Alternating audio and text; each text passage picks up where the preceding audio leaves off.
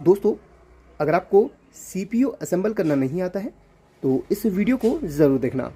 इस वीडियो को देखकर आप आसानी से घर पर CPU असेंबल कर सकते हैं। साथ ही इसमें विंडो इंस्टॉलेशन की पूरी प्रोसेस आपको बताऊंगा। हो सकता है पार्ट 2 भी बनाना पड़े। जितना लंबा होगा उतना अच्छा आपको सीखने के लिए डिटेल से मिलेगा। सारी चीज़ें बिल्कुल क्लियर करते हुए आपको बताऊँगा। ये पुराना CPU है और इसका कैबिनेट और पावर सप्लाई ठीक है। बाकी जो इसमें मदरबोर्ड लगा है उसमें प्रोसेसर काफ़ी ओल्ड है। इसमें पेंटियम करके इसमें है और ये जो प्रोसेसर है हैवी कामों के लिए नहीं है, नॉर्मल कामों के लिए ठीक है। बट कस्टमर चाहता है कि इसमें हम नया मदरबोर्ड डालें और नया प्रोसेसर इस्तेमाल करें और SSD डालें, क्योंकि पुराने जितने भी कंप्यूटर असेंबल होते थे उसमें हार्ड डिस्क का इस्तेमाल किया जाता था। हार्ड डिस्क और SSD दो स्टोरेज होती हैं। SSD की जो परफॉर्मेंस होती है हार्ड डिस्क से कई गुना ज़्यादा होती है। तो हमने सारी चीज़ें मंगवा ली हैं। SSD और मदरबोर्ड कौन सा है ये सब आपको पहले इसके बारे में बताता हूँ। तो यहाँ पर क्या होता है, हमने जब इसमें इसको अपग्रेड करना होता है, इसके हमने मदरबोर्ड को चेंज करना होता है और रैम को चेंज करना होता है और हार्ड डिस्क को चेंज करना होता है, यानी कि इसकी जगह हम SSD का इस्तेमाल करेंगे। तो 3 चीज़ों की हमें ज़रूरत पड़ती है। तो यहाँ पर इस मदरबोर्ड को मैं हटाऊंगा और इसकी जगह पर हम यहाँ पर जैब्रोनिक्स का H61 मदरबोर्ड का इस्तेमाल करेंगे। देखिए, हर मदरबोर्ड में प्रोसेसर अलग अलग सपोर्ट करता है। H61 मदरबोर्ड में i3, i5 थर्ड जनरेशन तक सपोर्ट करता है। उसके बाद H81 आ जाता है। तो कस्टमर की जो भी रिक्वायरमेंट्स थी वो H61 के हिसाब से परफेक्ट थी और बजट भी लगभग इसके हिसाब से सही था। तो कम बजट में अच्छा मदरबोर्ड और इसमें प्रोसेसर मिल जाता है। हालांकि i3 थर्ड जनरेशन बहुत ही पुराना प्रोसेसर है, बट SSD के साथ में बहुत अच्छा परफॉर्मेंस देता है। मेरे सारे सिस्टम में यही लगा हुआ है और कम बजट में अच्छा परफॉर्मेंस देता है।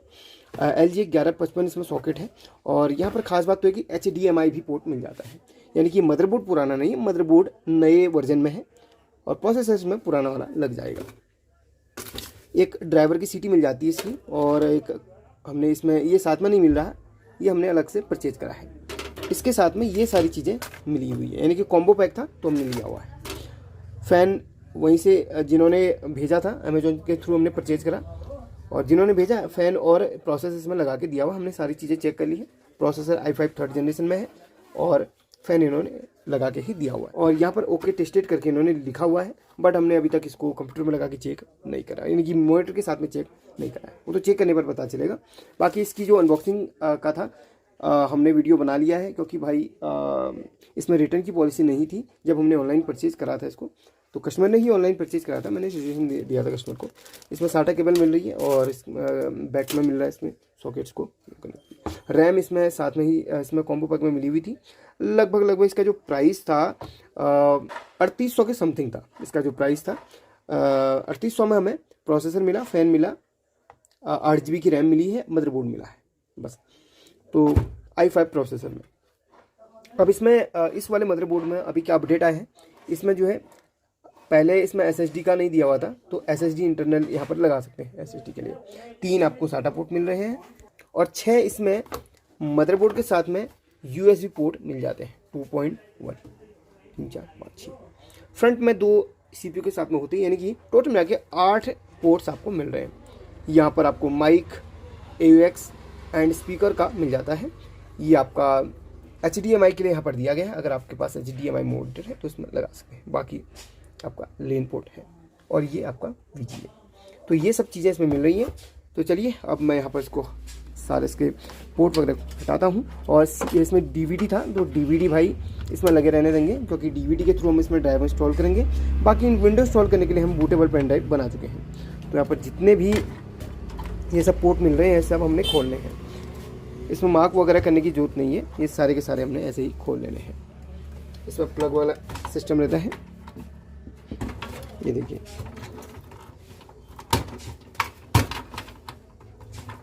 यानी कि हमने टोटल मिला के मदरबोर्ड को यहाँ से फ्री करना है। सारी केबल्स वगैरह हम साइड कर लेते हैं। ये देखिए, SMPS पुराना वाला ही इस्तेमाल होता है। SMPS आपको नया लेने की ज़रूरत नहीं है।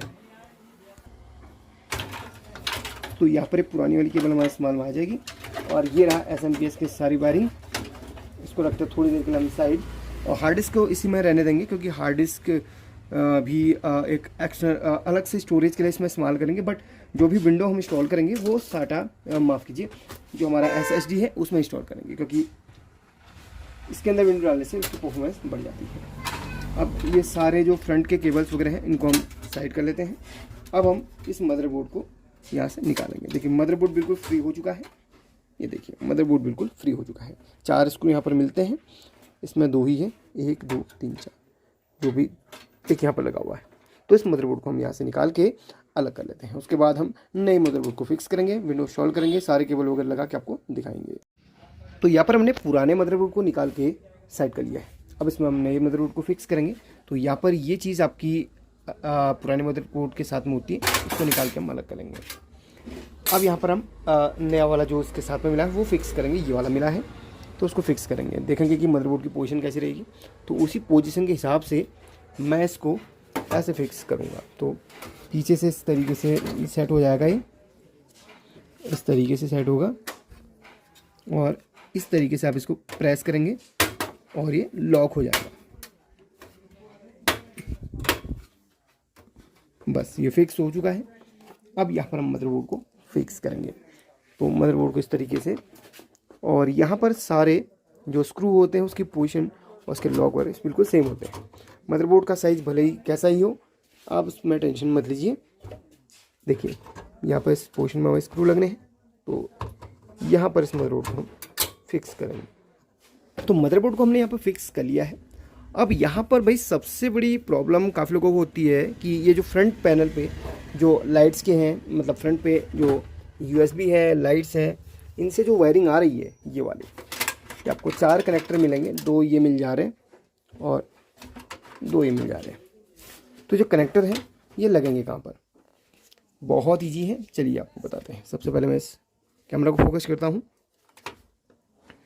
सबसे पहला ये जो है लाइट्स का जो आपको मिलता है कनेक्टर, ये आपका यहाँ पे लगेगा, इस जगह पे लगेगा। चलिए फिक्स करके दिखाता हूँ आपको। ये देखिए लाइट्स का जो भी रहेगा तो यहाँ पर इस तरीके से लगना है। वैसे यहाँ पर एक आपको एक मिल जाएगा हल्का सा, यानी कि ये बंद सा मिल जाएगा, बाकी सारे इसके ऊपर मिलेंगे। तो उसी के हिसाब से आप इस जगह पे इसको फिक्स कर लीजिएगा। इस कनेक्टर को यहाँ पर लगा लीजिएगा। ये वाला लाइट्स वाले में जो ये है ना नीचे, ये मिलता है नीचे वाला, जो है जो एक कलर वाला होगा उसमें आप लाइट वाले को कनेक्टर को लगाएंगे, ये ऑटोमेटिकली यहाँ पर ये फिक्स हो जाएगा इस तरह। अब यहाँ पर एक कनेक्टर पे आपको स्पीकर लिखा हुआ मिलेगा, तो स्पीकर ये बाहर की तरफ को लिखा होना चाहिए, और स्पीकर को इसके जस्ट बगल में, और वैसे लिखा भी यहाँ पर स्पीकर के लिए यहाँ पर लिखा होगा। मैं आपको जूम करके दिखाता हूँ, थोड़ा सा कैमरा हिल रहा है उसके लिए माफ़ी चाहता हूँ। स्पीकर लिखा है तो इसके ऊपर जो है कनेक्टर मिल रहा है वहाँ पर आप स्पीकर ये बाहर की तरफ लिखा होना चाहिए, ये लगा लें। तो यहाँ पर 2 कनेक्टर हमारे लग चुके हैं। एक तो हमारा स्पीकर का कनेक्टर हो गया, और एक बगल में जो HDD और पावर की लाइट का हो गया उसका लग गया है। अब हमारे 2 कनेक्टर बचे, जिनमें एक में HD ऑडियो लिखा हुआ है, एक में USB लिखा हुआ है। तो USB वाला कहाँ पर लगेगा, तो यहाँ पर देखिए ऐसा ही हमने एक इसका जैक ढूंढना है जिसमें USB लिखा हो। यहाँ पर देखिए USB लिखा है, तो देखिए एक इसी की पोजीशन में, एक यहाँ पर बिल्कुल वैसी पोजीशन में लगेगा। आप इसको उल्टा नहीं लगा सकते क्योंकि ये लगेगा एक ही तरफ को। तो ये देखिए USB वाला यहाँ पर आपका कनेक्ट हो जाएगा। अब एक ऑडियो का बचा, तो ऑडियो का कहाँ लगा है, इस बोर्ड में ऐसे ही कनेक्टर हमने देखना है जहाँ पर ऑडियो लिखा हो। तो आप देखें तो यहाँ पर देखिए इधर पे मेरे अंगूठे के पास में देखिए ऑडियो लिखा है AUD, तो ऑडियो पर इसको आप लगा लीजिएगा, और वैसे ही आपको बिल्कुल फिक्स खांचा इसका मिल जाएगा। ऑडियो वाले को इस तरीके से आप लगा लीजिएगा। सारे के सारे हमारे कनेक्टर लग चुके हैं, मतलब फ्रंट पैनल के जो भी कनेक्टर थे वो हमारे लग चुके हैं। अब यहाँ पर हमने मेन सप्लाई का यहाँ पर कनेक्शन करना है, तो सप्लाई के लिए ध्यान दीजिएगा, सॉरी SMPS का ध्यान दीजिएगा। SMPS के सबसे पहले हम मेन वाले पकड़ेंगे जो इसको पावर ऑन करने में हेल्प करते हैं, बाकी ये HDD का अलग है। तो इस वाले को पकड़ेंगे, इस वाले को हमने यहाँ पर लगाना है। देखिए इस वाले का जहाँ पर पोर्ट आपको मिलता है वहाँ पर इसको फिक्स कर लीजिएगा 12 वोल्ट के लिए। वहाँ पर आपको दिखाता हूँ, CPU फैन को पहले मैं का जो वायर है वो थोड़ा सा किनारे कर लेता हूँ और उस जगह पे आपको दिखाता हूँ किस जगह पे।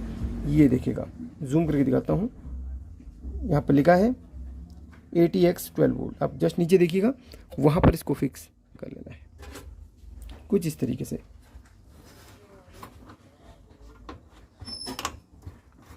ये देखिएगा फिक्स हो चुका है। इस वायर को हम थोड़ा सा साइड करेंगे और फिर हम यहाँ पर, तो यहाँ पर फिक्स हो चुका है। अब हम क्या करेंगे, सबसे बड़े वाले पोर्ट को हम, यानी कि बड़े वाले कनेक्टर, मेन पावर के कनेक्टर को हम पकड़ेंगे और यहाँ पर इसको फिक्स करना है, यहाँ पर इसको फिक्स करना है क्योंकि यहीं पर ये फिक्स होता है। देखिए, और ये लॉक लग चुका है। सारे के सारे कनेक्शन हमारे हो चुके हैं। हाँ, हमने फ़ैन का कनेक्टर निकाला था, तो फ़ैन का कनेक्टर हम वहाँ पे लगा लेंगे। अब यहाँ पर देखिए, एक और फ़ैन जो यहाँ पर दिया गया है, इस फ़ैन का कनेक्शन करना चाहते हैं तो जस्ट बगल में ही आपको एक फ़ैन का पोर्ट मिल जाता है, वहाँ पर इसको कनेक्ट करेंगे। यानी कि सारे के सारे हमारे कनेक्शन हो चुके हैं। तो यहाँ पर सारे कनेक्टर लग चुके हैं। अब मैं आपको रिपीट करके बताता हूँ कि कौन सा कनेक्टर कहाँ पे हमने लगाया हुआ है। हो सकता है काफ़ी लोगों ने ध्यान नहीं दिया होगा, नहीं दिया तो वीडियो को प्रीवियस करके ज़्यादा डिटेल से देख सकते हैं। वैसे एक बार फिर से बता देता हूँ। फ्रंट पैनल के जितने भी हमारे प्लग वगैरह होते हैं वो हमारे कहाँ पर लगने हैं। जो पावर के लाइट और HDD की लाइट का जो प्लग होता है वो इस जगह पे लगता है, जहाँ पर येलो कलर का हमारे पैनल पे ये कनेक्टर होता है। ठीक है, येलो कलर में हमारा ये लग जाएगा और उल्टा सीधा ऐसा नहीं लगेगा, एक ही पोजीशन में लगेगा क्योंकि उसके जो कट होती है एक ही पोजीशन की होती है। बाकी जो स्पीकर होता है, जो बजर होता है, वो यहाँ पर लगेगा। स्पीकर बाहर की तरफ को लिखा हुआ होना चाहिए। तीसरा वाला USB का होता है, तो इसमें जो हमारा, इसमें देखिए USB लिखा हुआ मिल रहा है, तो USB को हम यहीं पर बोर्ड में एक जगह USB लिखा हुआ मिलेगा एक कनेक्टर पे आपको, तो वहाँ पर हमने USB वाले को लगा लेना। जहाँ पर USB लिखा हुआ मिल रहा है उसी के ऊपर USB वाले को लगाना है। और फिर रहा बोर्ड में जो फ्रंट में ऑडियो का रहता है, ऑडियो का कनेक्टर, ऑडियो का यहाँ पर ही जहाँ पर ऑडियो लिखा हुआ मिलेगा तो वहाँ पर आपने ऑडियो का लगा लेना। देखिए इसके बगल में ऑडियो लिखा है ना, तो वहाँ पर ऑडियो का लगा लेना, बिल्कुल भी कंफ्यूज नहीं होना है। बाकी CPU फ़ैन और ये जो फ़ैन बॉडी पे लगा हुआ है, इसके कनेक्टर यहाँ पर लग जाएंगे क्योंकि नीचे फ़ैन लिखा हुआ है। अब यहाँ पर मेन पावर का जो कनेक्टर होता है वो कहाँ पे लगेगा, जो 12 वोल्ट का एक अलग से कनेक्टर होता है, 4 वायर वाला। देखिए 4 वाला जो कनेक्टर होता है वो यहाँ पर लग जाएगा क्योंकि उसकी जो खांचा है वहीं पर बना हुआ रहता है, और जो मेन कनेक्टर होता है वो यहाँ पर लग जाएगा सप्लाई का, और सप्लाई पुरानी वाली ही लगेगी। अब हमारे SSD के जो कनेक्शन होंगे वो कैसे होंगे, तो सप्लाई में हमारे ये कनेक्टर हमारे बचे हुए हैं। इसमें SSD के साथ में ये वाला प्लग लग जाएगा, इसको हटाते हैं। ये वाला प्लग हमारा SSD के साथ में लगेगा। तो चलिए आपको दिखाते हैं किस तरीके से इसको लगाना है। SSD में ये सबसे चौड़ा आपको ये पार्ट मिलेगा, इसमें आप इसको इंसर्ट कर दीजिएगा, इस वाले को। चलिए लगाता, क्योंकि भाई एक ही हाथ से मैं वीडियो भी बना रहा हूँ और एक ही हाथ से मैं काम कर रहा हूँ, तो मेरी मजबूरी भी आप समझ सकते हैं। तो चलिए इसको मैं कनेक्ट करके आपको दिखाता हूँ।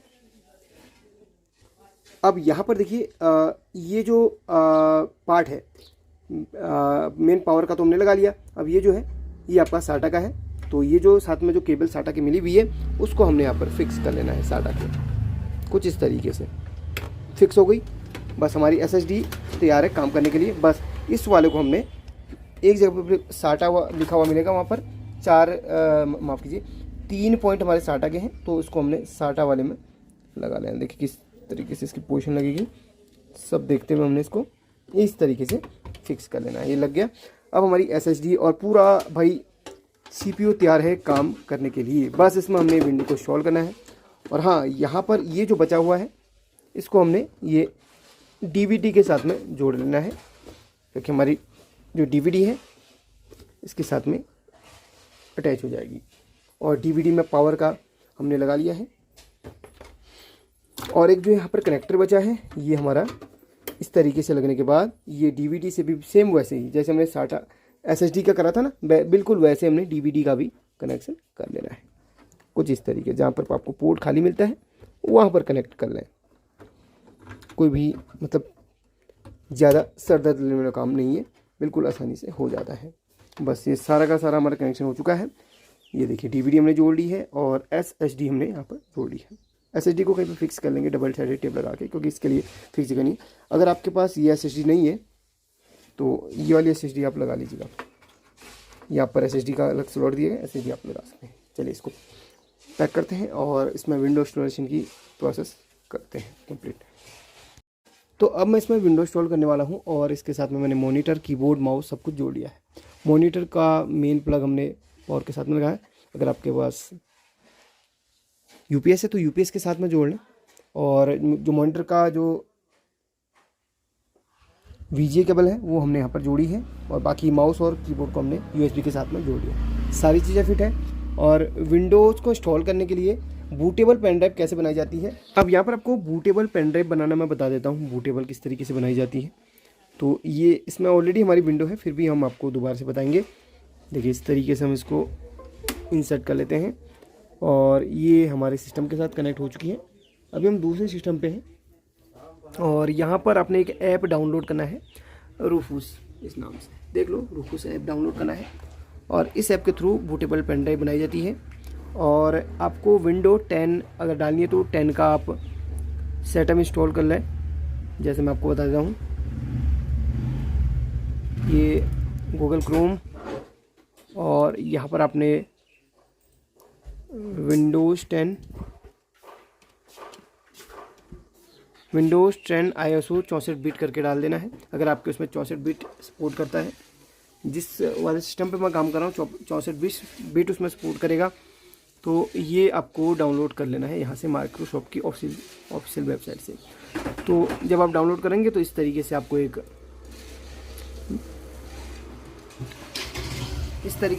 फ़ाइल मिल जाएगी, और इसको आप यहाँ पर एक्स्ट्रा करके इस तरीके से रख लीजिएगा।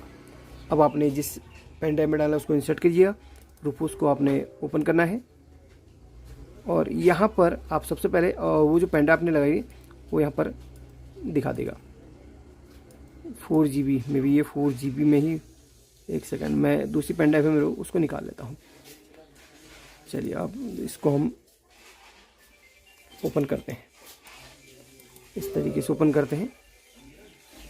यहाँ पर हमारा शो नहीं कर रहा है, तो इसको हम देख लेते हैं एक बार प्रॉपर्ली। तो अब यहाँ पर देखिए हमारे पास इसमें 2 मेमोरी कार्ड लगे थे, तो इसको शो कर रहा था। अब यहाँ पर हमने इसको लगा लिया। अगर आपके पास अलग अलग मेमोरी कार्ड इसमें लगे हुए हैं तो यहाँ पर आपको सिलेक्ट कर लेना है। तो फिलहाल मैंने एक ही लगा के रखा, तो ये 8 GB का इसमें लगा हुआ है। अब हमने इसमें जो हमारी फ़ाइल हमने विंडोज़ की डाउनलोड करी थी उसको हमने यहाँ से सिलेक्ट करना है, और डेस्कटॉप पे रखा था, और यहाँ पर विंडोज़ का ये जो फाइल है ये हमने डाली है। तो उसको हम सिलेक्ट करेंगे, ये देखिए इस तरीके से सिलेक्ट करेंगे, ओपन कर लेंगे। एक सेकेंड, यहाँ से हमने इस तरीके से इसको ओपन कर लेना है। अब यहाँ पर विंडोज़ ISO करके लिखा हुआ आ रहा है, और इंस्टॉलेशन करके डाल दीजिएगा, और ये सारे सेटिंग्स आप ऐसे रहने दीजिएगा। अब यहाँ पर स्टोरेज टाइप जो होता है ना, पार्टीशन टाइप होता है ना, GPT और MBR, तो जो भी पार्टीशन टाइप है वो आप सिलेक्ट कर लें। MBR पार्टीशन है मेरा, और यहाँ पर ये सब ऐसे रहने दें, NTFS, और बाकी स्टार्ट कर लें, और बाकी इसको आप अपने हिसाब से नेम वगैरह कर सकते हैं। बाकी ये सब आप छोड़ के इसको ओके कर दें। जो भी आपका पेन ड्राइव में डेटा रहेगा जिसमें आप विंडोज़ बूटेबल बना रहे हैं वो सब डिलीट हो जाएगा। चलिए ओके कर देते हैं। अब यहाँ पर ये टाइम लेगा, और 10-15 मिनट बाद लगभग, उससे भी जल्दी हो सकता है। अब ऐसा कोई फिक्स टाइम नहीं है, ये बूटेबल पेन ड्राइव बन रही है और इसमें टाइम लगेगा। फिर इसको निकाल के आप उस कंप्यूटर पर डाल दीजिए, और वो विंडो इंस्टॉल करने के लिए वो पेन ड्राइव हमारी तैयार रहेगी। फिलहाल इसमें वर्किंग चल रही है तो इसको हम छोड़ देते हैं। तो फाइनली बूटेबल पेन ड्राइव हमारी तैयार हो चुकी है, और इस तरीके से रेडी लिखा हुआ आ जाएगा इस पर।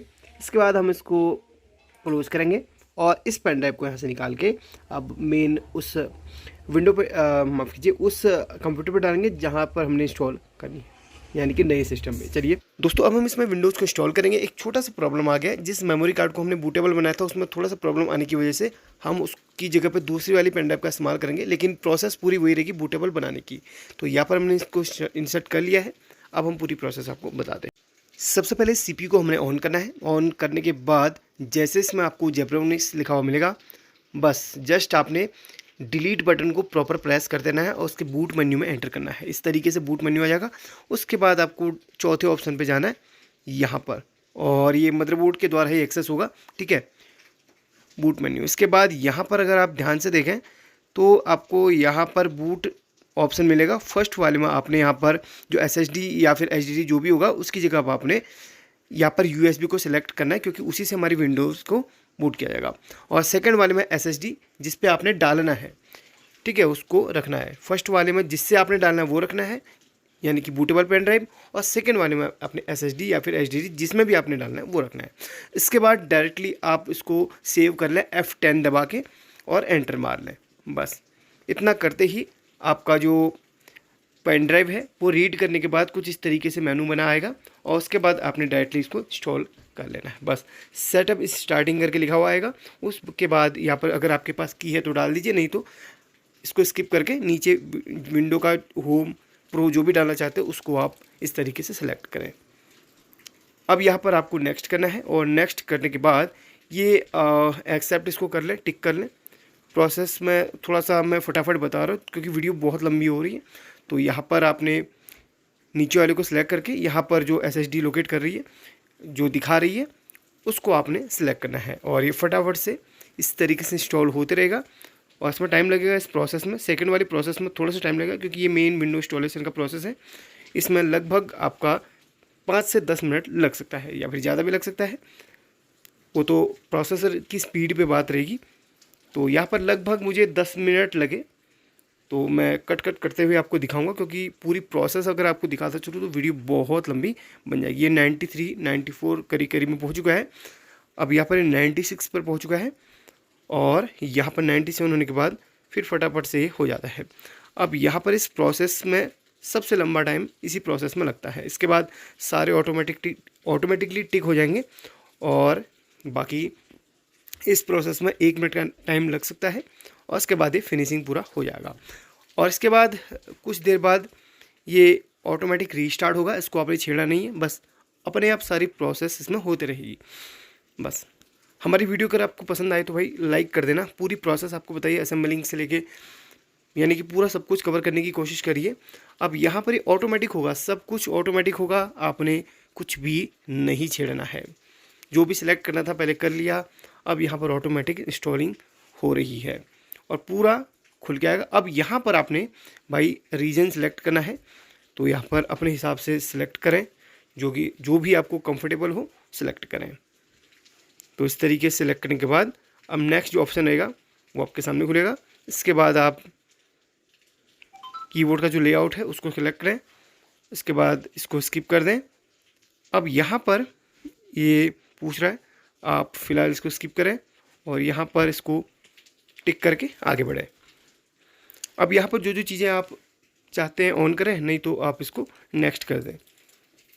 इसमें लोकेशन वगैरह जो भी आप ऑफ़ करना चाहिए कर सकते हैं, वो आपकी मर्जी है। तो इसके बाद इसको नेक्स्ट कर देना है। इसके बाद ये थोड़ी देर बाद और प्रॉपर ऑन हो जाएगा। और यहाँ पर एक मेरा नाम लिखा हुआ स्टार्टिंग में आपने देखा होगा, वो मैंने जो बूटेबल पेन ड्राइव बनाई थी उसी समय मैंने सेलेक्ट करा था, ठीक है। अब यहाँ पर इसको एक्सेप्ट करने के बाद आप देख सकते हैं ये मेन मेन्यू पर आ चुका है। अब यहाँ पर मेन मेन्यू में आ चुका है, और जो जो चीज़ आपको चाहिए वो अब आप अपने हिसाब से ब्राउज़र इसमें दिया गया है, इंटरनेट कनेक्ट करके कर सकते हैं। अब यहाँ पर इसकी डिटेल आपको पहले दिखा देता हूँ, ठीक है। सेटिंग पे जाना है, अबाउट में जाना है, नीचे अबाउट में जाने के बाद यहाँ पर आप देख सकते हैं इसमें इंटेल i5 3rd जनरेशन का प्रोसेसर है, 8 GB की इसमें रैम लगी हुई है। बाकी इसमें डिटेल सब आप देख सकते हैं। तो आई होप कि आपने इस वीडियो से बहुत कुछ सीखा होगा। अगर सीखा तो लाइक करके शेयर कर लेना, और ऐसी वीडियोज़ देखने के चैनल को सब्सक्राइब कर लेना। Thank you for